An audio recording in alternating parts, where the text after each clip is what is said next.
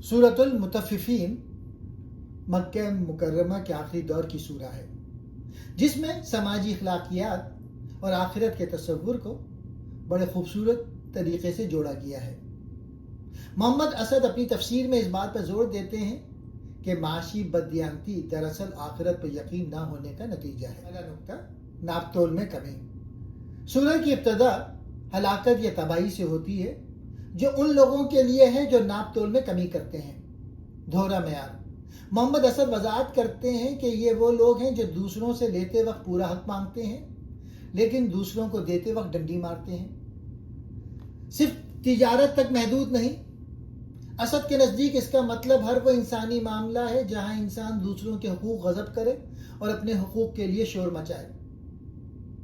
सवाल, क्या ये लोग नहीं जानते कि उन्हें एक अजीम दिन यानी क़यामत में उठाया जाएगा?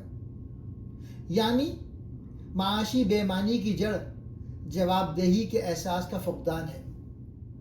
दूसरा पॉइंट, लोगों का रिकॉर्ड। सिज्जीन का मतलब, मोहम्मद असद के मुताबिक सिज्जीन का मादा सजन यानी कैद खाना है, जो एक ऐसी हालत की तरफ इशारा करता है जहां इंसान का रिकॉर्ड मुस्तकिल तौर पर दर्ज कर दिया जाता है और वो अपनी बदआमालियों के हिसार में कैद हो जाता है। दिलों पर जंग। यहाँ कुरान एक नफ्सियाती हकीकत बयान करता है कि मुसलसल गुनाह करने से इंसान के दिल पर जंग चढ़ जाता है, यहाँ तक कि उसे हक और सच्चाई पुराने किस्से कहानियां लगने लगते हैं। तीसरा नुक्ता, नेककारों का मुकाम। इल्लियीन का मतलब ये सिज्जीन के बरक्स बुलंदी और रफ़त का मुकाम है। मुक़र्रबीन का मुशाहिदा। मोहम्मद असद लिखते हैं कि ये वो मुकाम है जहाँ रूह को सुकून और बुलंदी मिलती है, उनके चेहरों पर खुशी की ताजगी होगी और उन्हें ऐसी पाकीज़ा चीज़ जिस पर मोहर लगी होगी पिलाई जाएगी।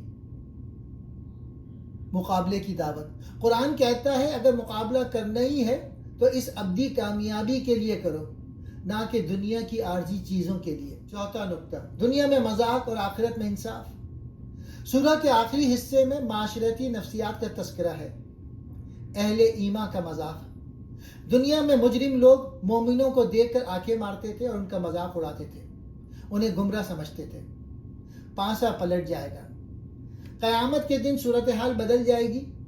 अब ईमान वाले आरामदेह तख्तों पर बैठकर उन लोगों का हाल देखेंगे जिन्होंने हक का इनकार किया। इंसाफ। क्या मुनकरों को उनके किए का बदला मिल गया? वहां अल्लाह का तराजू हर चीज का बराबर हिसाब कर देता है। मोहम्मद असद का खास नुक्ता इस सूरह में नापतोल में कमी को सिर्फ दुकानदारी तक महदूद नहीं रखना चाहिए।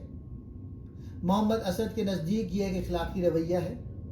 जब हम दूसरों से इंसाफ की तवक्को रखते हैं लेकिन खुद नाइंसाफ़ी करते हैं तो हम डंडी मारने वालों में शामिल हो जाते हैं।